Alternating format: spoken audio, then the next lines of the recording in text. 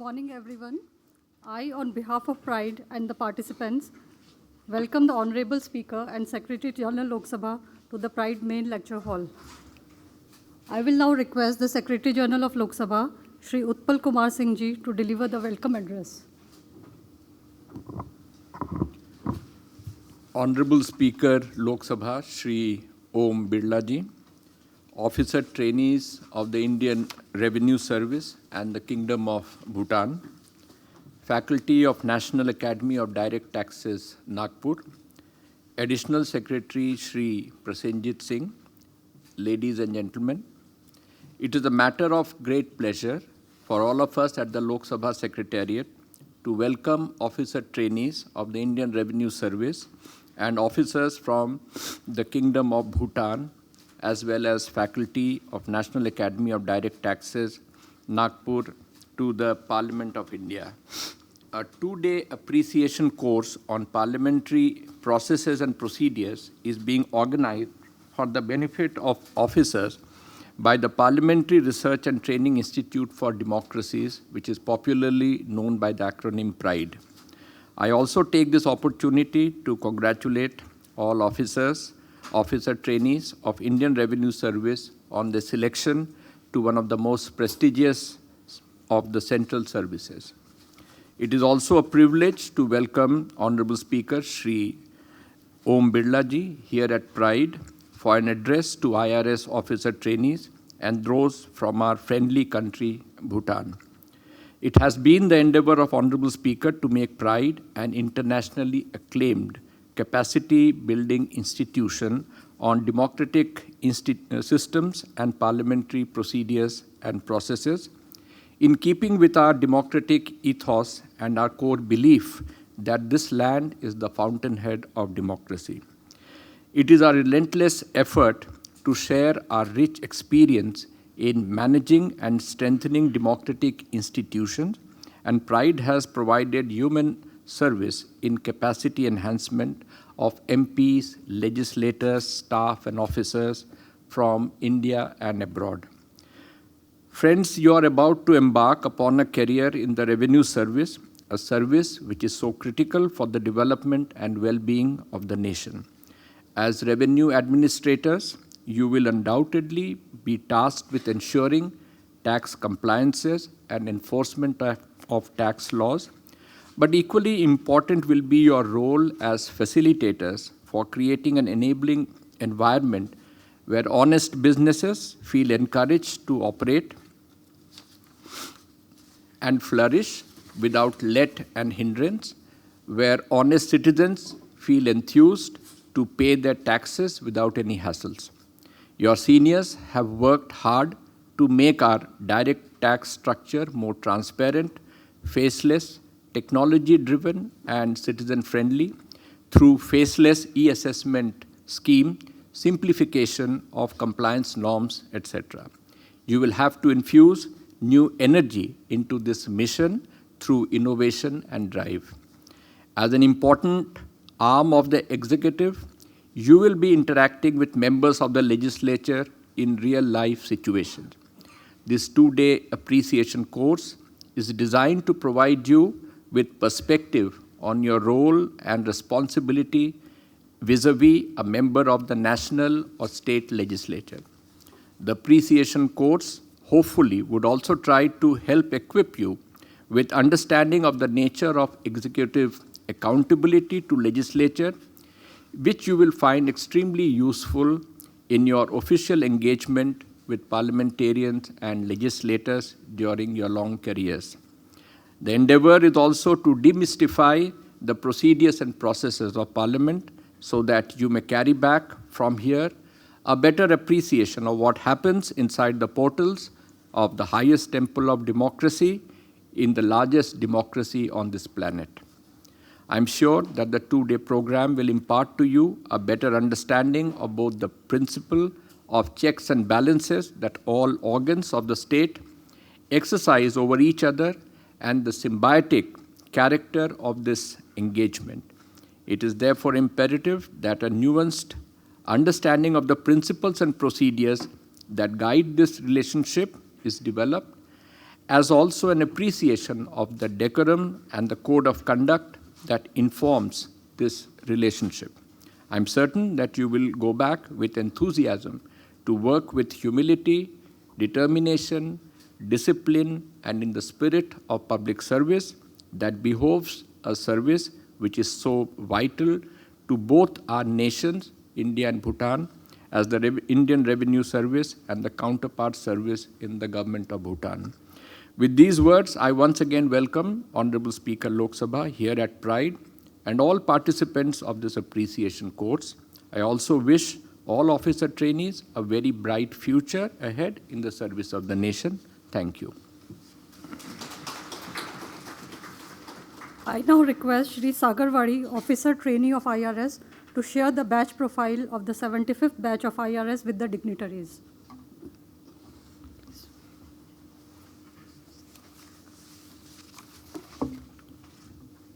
Honorable Speaker of Lok Sabha, Shri Om Birla Ji, respected dignitaries, senior officers, and my fellow officer trainees, a very good morning to all.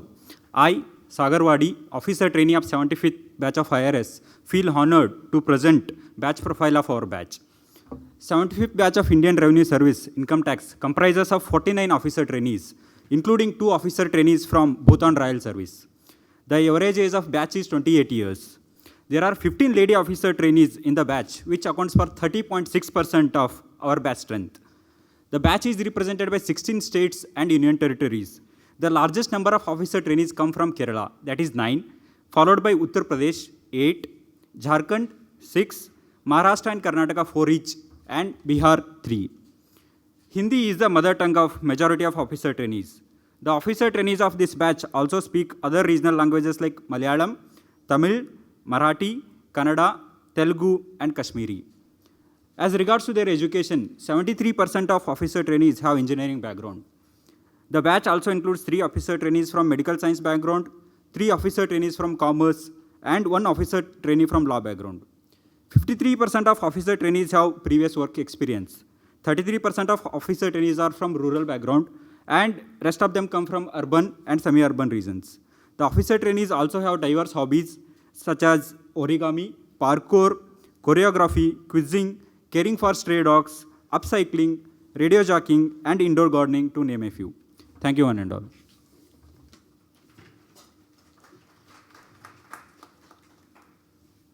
Thank you. I would now request Honorable Speaker Lok Sabha, Shri Om Birla Ji, to address the participants and to also inaugurate this program. भारतीय राजस्व सेवा के 75वें batch के सभी प्रशिक्षित अधिकारीगण, income tax में training centre के सभी अधिकारीगण, लोकसभा के महासचिव श्री उत्पल कुमार सिंह जी, जो चीफ सेक्रेटरी रहे उत्तराखंड के, प्रसन्नजीत जी जो एडिशनल सेक्रेटरी लोकसभा में, जो इनकम टैक्स सेवाओं से हैं और लोकसभा में प्रतिनियुक्ति पर अपनी सेवाएं दे रहे हैं,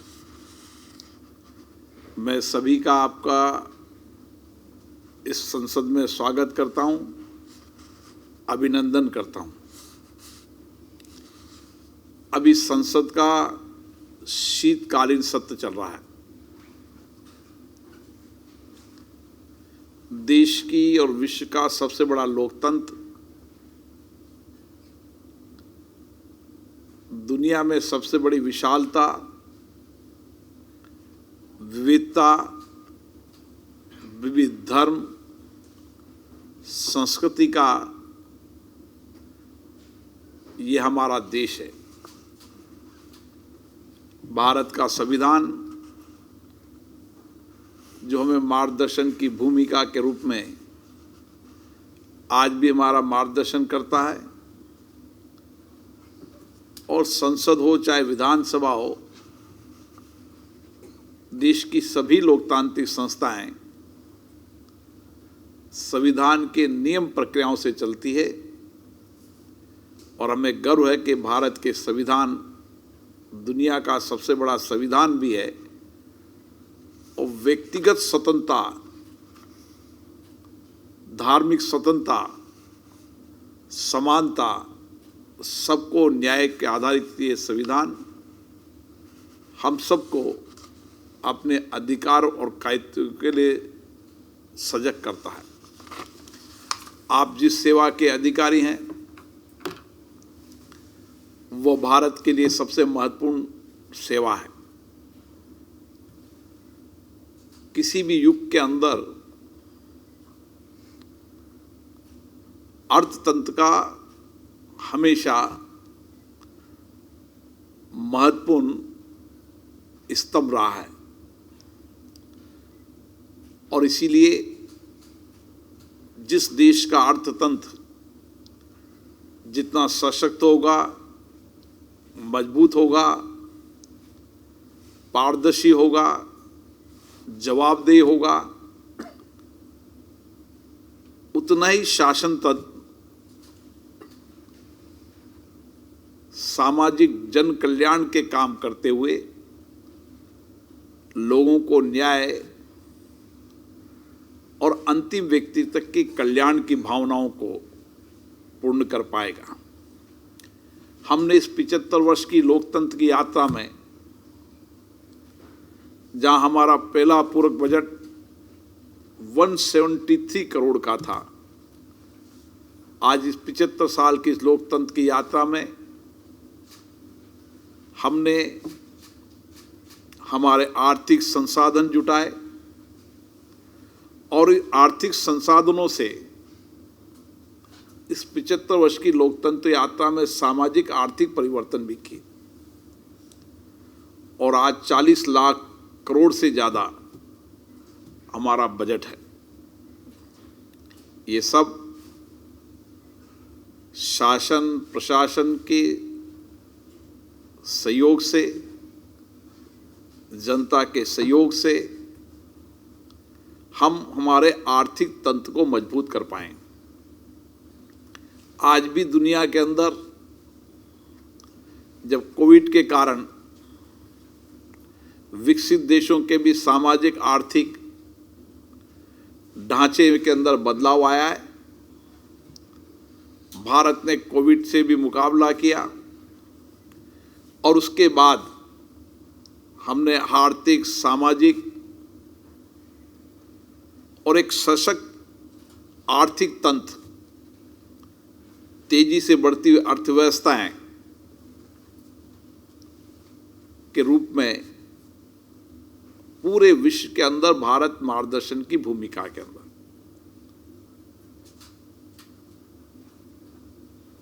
भारत को ये सम्मान मिला है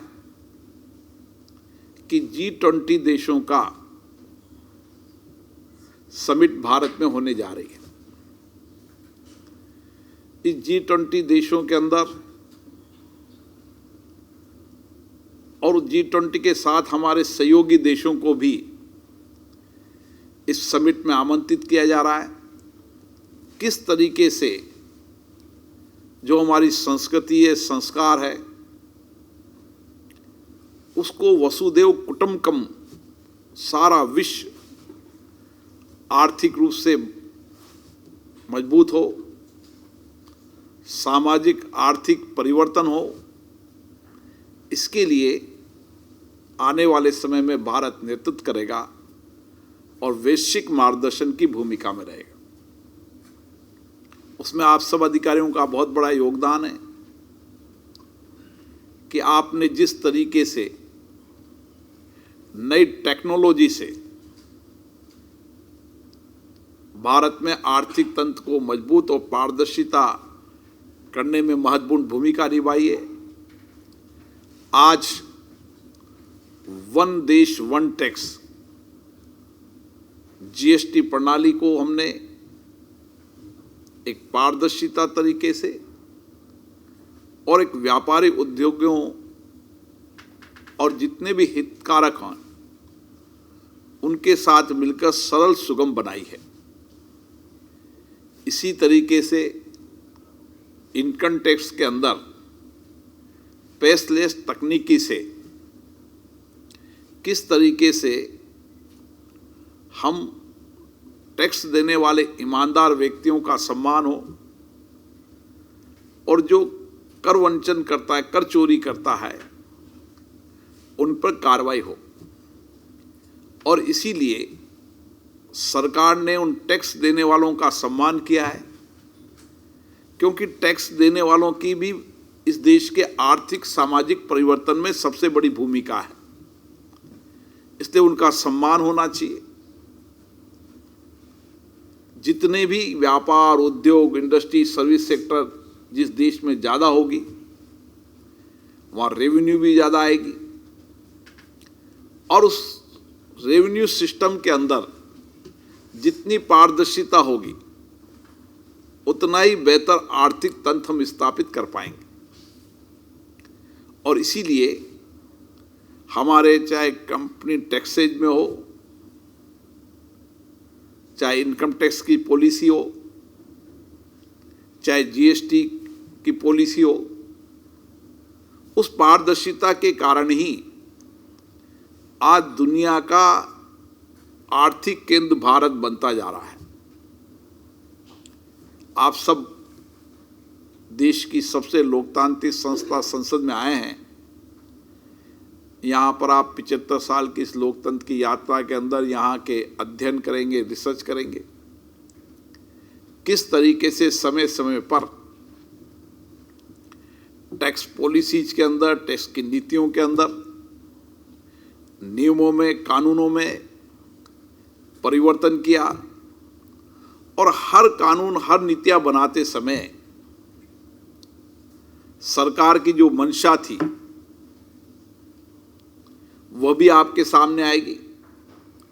और उस नियम कानून बनाने में जो डिबेट हुई, जो संविधान संशोधन करने में जो डिबेट हुई, चर्चा हुई, उसका जब आप अध्ययन करेंगे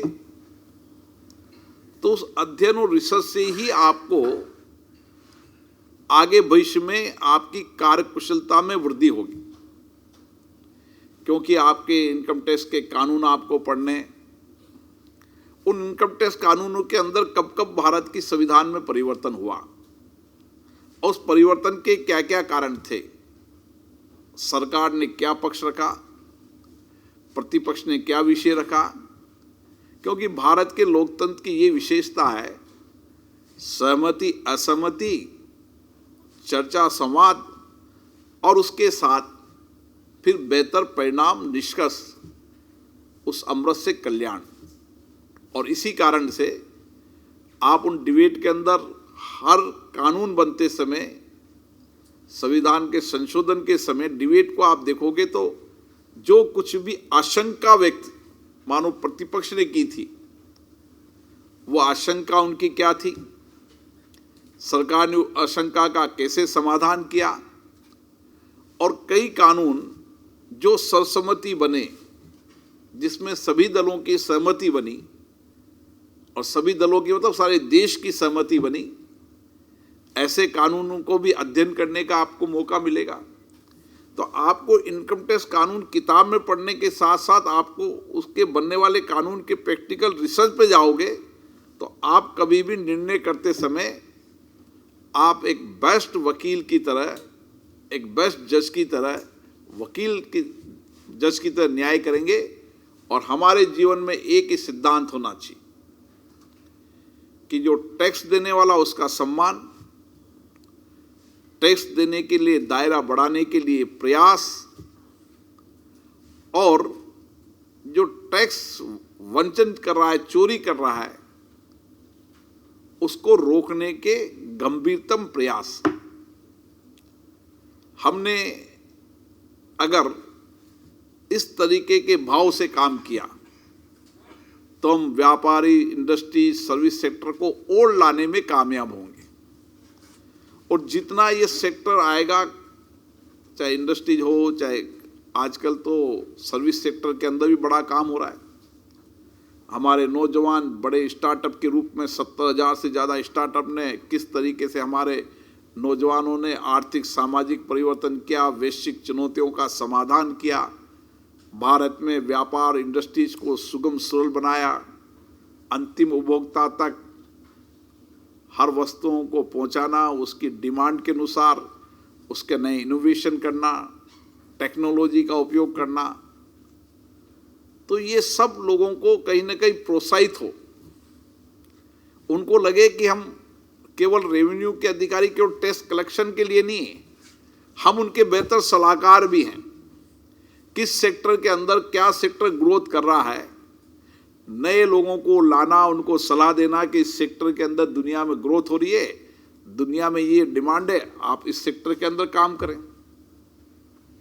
तो मुझे लगता है कि ये एडवाइजरी के रूप में भी आप उनको काम करो बताओगे, तो वो नई इंडस्ट्री लाएंगे, सर्विस सेक्टर के अंदर कुछ काम लाएंगे, कुछ व्यापारी लाएंगे, कुछ ट्रेडिंग में लाएंगे। ये सारे कामों को लाते हुए आर्थिक मजबूत हब अपन को बनाना है, और हमें इस दिशा के अंदर काम करेंगे तो एक बेहतर परिणाम हम लाएंगे। आप सबको संसद में धन्यवाद, और आप निश्चित रूप से यहाँ जो सीखेंगे, जो अनुभव करेंगे, माननीय संसद सदस्यों से, एक्सपर्ट लोगों से आपकी चर्चा संवाद होगी, उससे एक बेहतर परिणाम निकलेंगे और आपकी कार्य कुशलता के अंदर भी वृद्धि होगी। तकनीकी रूप से आप एक्सपर्ट हैं, लेकिन व्यावहारिक ज्ञान में भी आपको यहाँ की डिबेट और चर्चा से बहुत लाभ मिलेगा। आप सभी को बहुत बहुत धन्यवाद।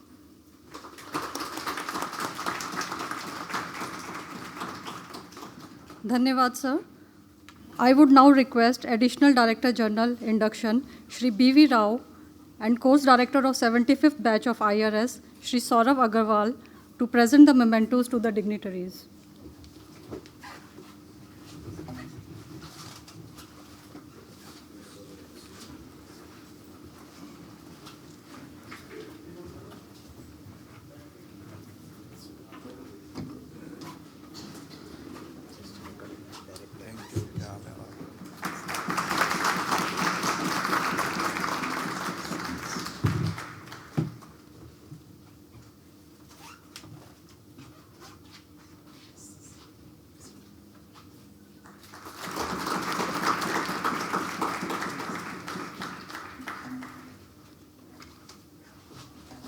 I would request Shri Aditya Kushwaha, Officer Trainee 75th Batch IRS to present the Academy Journal.